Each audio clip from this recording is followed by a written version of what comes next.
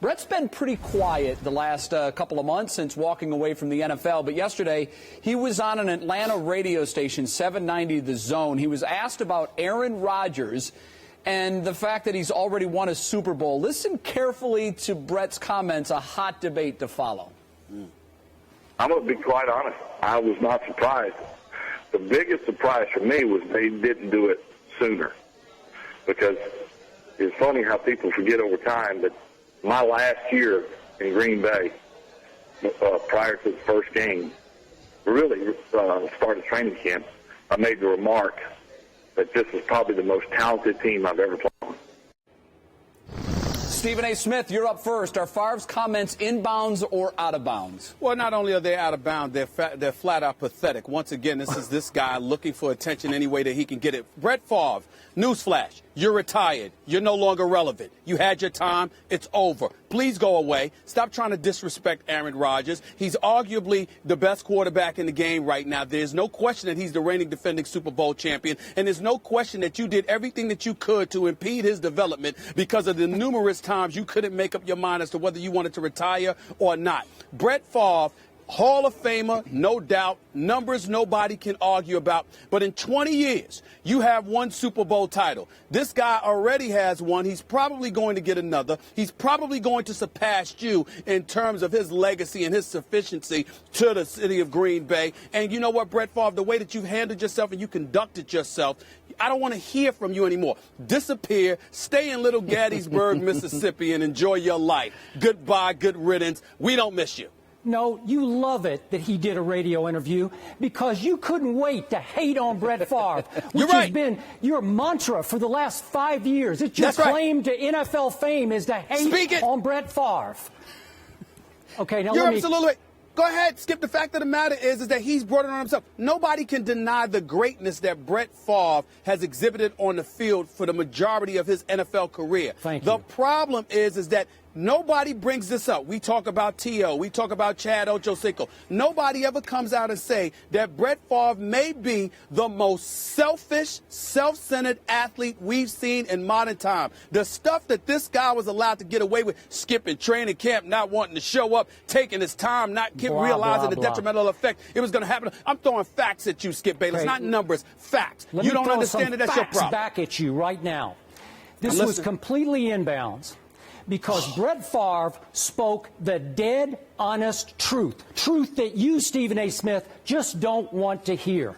As you heard in the interview, he said before the 07 season, before training camp, this is probably the most talented team I've ever played for. Only 2 of his teams got to the Super Bowl before that.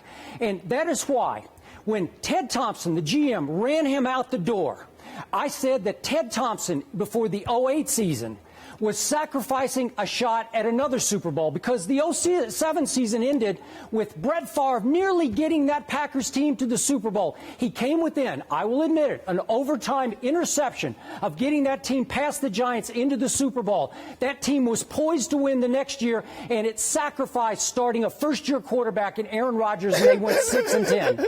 Okay, what happened the next season, Stephen A. Smith? I picked the Green Bay Packers to win it all.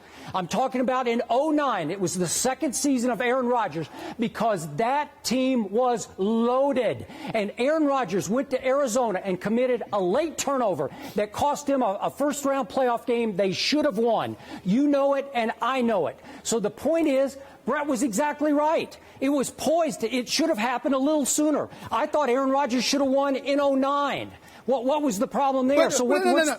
Once again, you're missing the point. It's not about whether or not it should have happened sooner. The reality is, first of all, Brett Favre threw away a couple of Super Bowl championships in his career with Green Bay the way that he played Mr. Interception waiting to happen. That's number one. Number two, and more importantly, Mr. Skip Bayless, because you are simply baseless when it comes to Brett Favre. There is no denying that whatsoever. You have to look at the skill set that this man had at his disposal. Nobody was complaining about Brett Favre's skill sets. What they were complaining about was him vacillating back and forth, not being able to make up his mind. You sit up here, and if it's T.O. or Ocho Cinco or somebody like that, you point to team chemistry, camaraderie, the importance of leadership, not being a locker room cancer, whatever. What are you going to call Brett Favre with the level of selfishness that he has exhibited over the last 5 years of his career? He is the most selfish athlete in the last 5 years that we have seen. It is unquestionable. It is undeniable. And even though everybody's going to go with the pom-poms, oh, look at him jump into the arms of his offensive lineman. Oh, look at him trip and throw the ball underhanded. The kid never left him. He's Brett Favre. We don't care. The fact is, he needs to go away. He had his moment. He stunk up the joint in Minnesota last year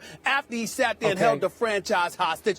Go away. What happened when Ted Thompson ran him off? He went to the Jets and got them to a league best 8-3 before he tore his biceps tendon. Yeah, he vacillated in training camp. Then he went and backed it up. He went to Minnesota the next year, and at age 40, he had 33 touchdowns to 7 interceptions. That's true. Probably the best year of his career. And he got a Vikings team that a lot of people didn't have a lot of respect for all the way to the NFC Championship game. And if his coach hadn't sent a 12th man into the huddle late in the game, I say they would have won that game. Well, we're not going to bring up Brad Childress. That's a different argument. Okay. Saturday Night Live could use that one. But the point that I'm trying to make to you is this, Skip. You're making my argument because what you're pointing to is exactly what I'm saying. Again, if Brett Favre was more dedicated and focused as opposed to being a prima donna, he actually might have gotten Minnesota to the Super Bowl. He might not have thrown that interception in the NFC Championship game against New Orleans. He might have been better off, but because of his selfishness, he cost the Minnesota Vikings their franchise.